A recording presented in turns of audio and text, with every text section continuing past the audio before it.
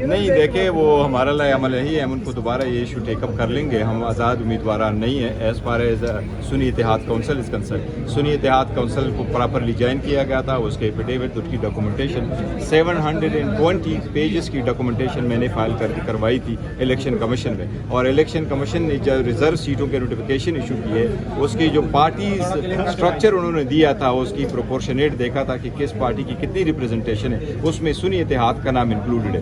اس کے باوجود اسپیکر کا یہ ڈکلیئر کرنا کہ ہم انڈیپینڈنٹ ہیں اور جو ہمارے P T I back candidate ہے وہ انڈیپینڈنٹ ہے, یہ مناسب نہیں ہے. اس کے اسپیکر کی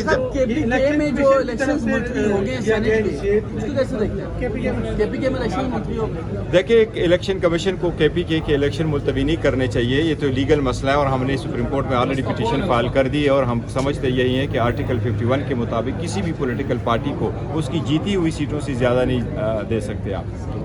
17 سیٹیں اپوزیشن کی کے پی کی اسمبلی میں, اور 17 سیٹوں پہ وہ 30 سیٹیں اور مانگ رہے ہیں جو ان کی ہے ہی نہیں. Thank you.